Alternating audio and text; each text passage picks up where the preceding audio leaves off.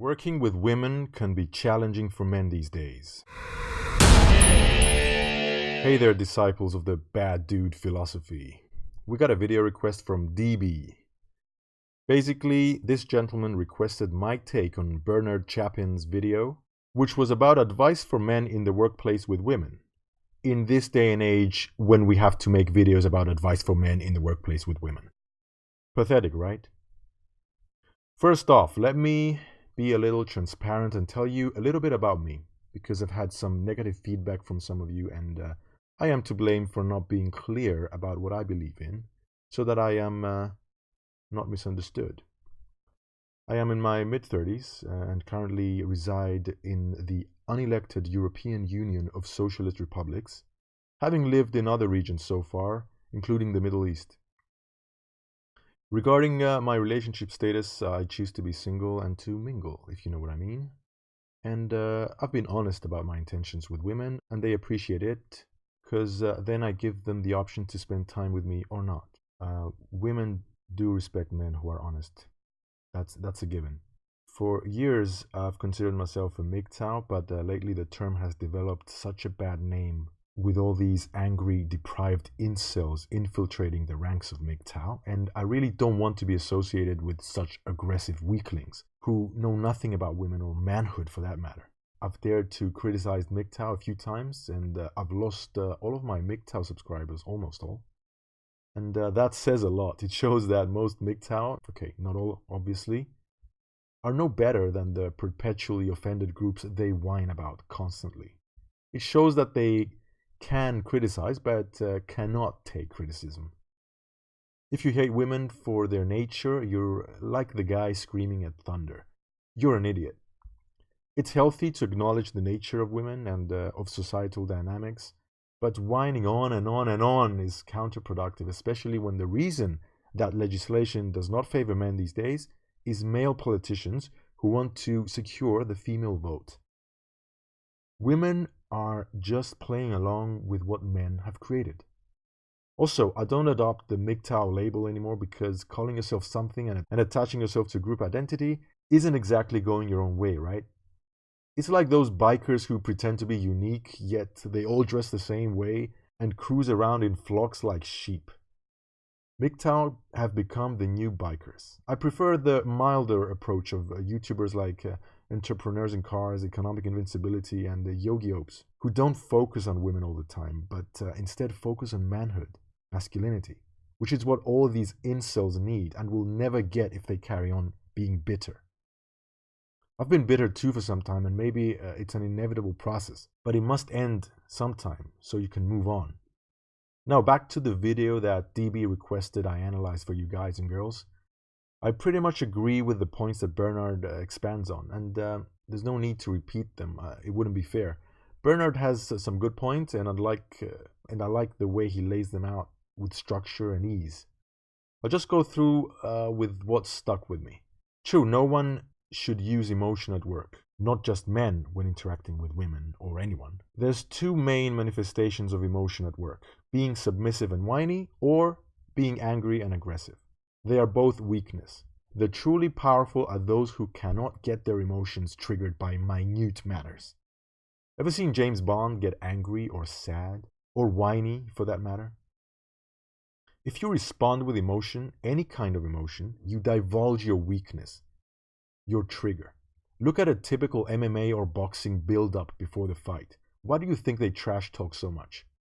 They're trying to get an advantage by triggering anger in their opponents. And anger is weakness. Usually the fighter who gets angry the most loses the fight, because he already lost the psychological confrontation and couldn't keep his cool in the face of verbal adversity.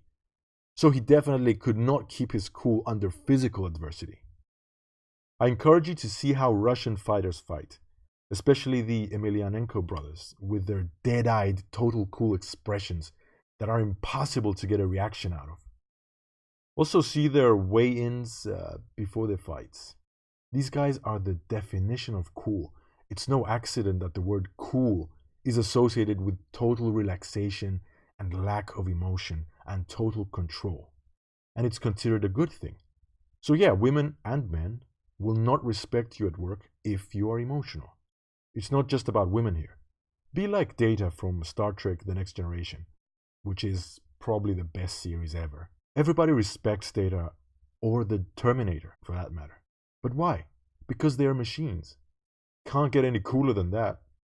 Another thing, if you want to be pleasant at work, you can make jokes and whatever, but you should also display social awareness.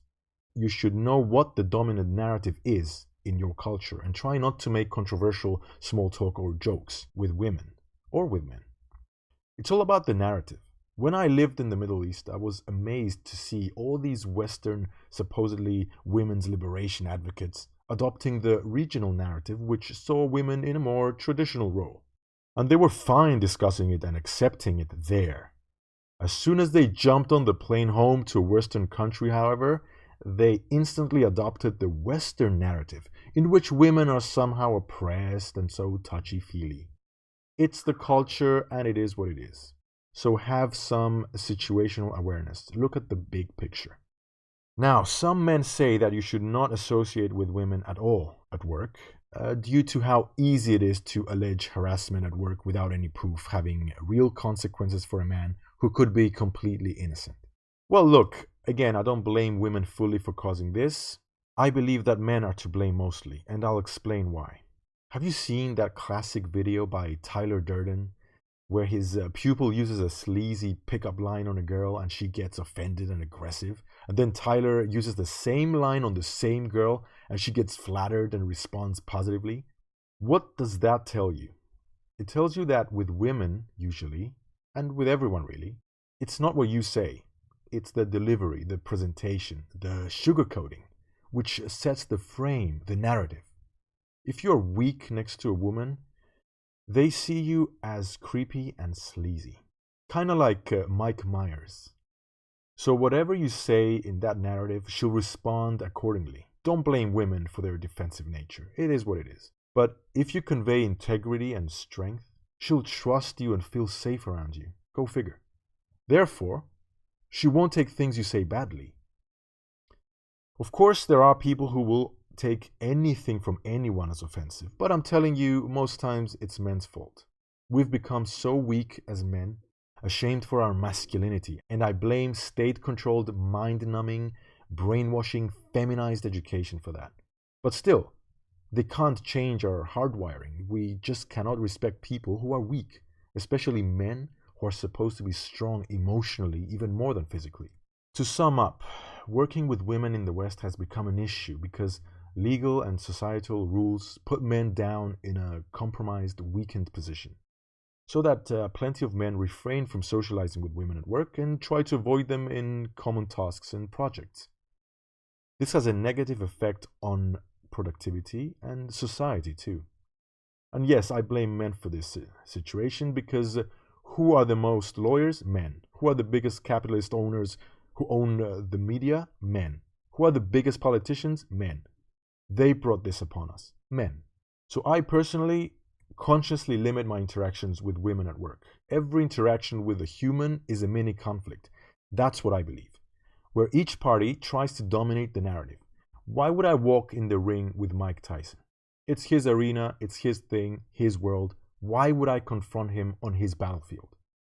So, where women hold power, they'll find men avoiding them. Fact. That's why I don't go to clubs. I won't pay to be humiliated and treated like a deprived, average, frustrated guy desperate for female attention. Stop going to clubs, guys. Men are not respected there. And girls, stop going to clubs too. You don't want that kind of desperate attention. See Computing Forever's video on this, which is spot on. Link in the description. Hope this answers your question, DB. Everyone else, thank you for listening. If you like or dislike this discussion, please tell me why in the comments. Also, subscribe if you want. If you don't, same for me. You're all awesome.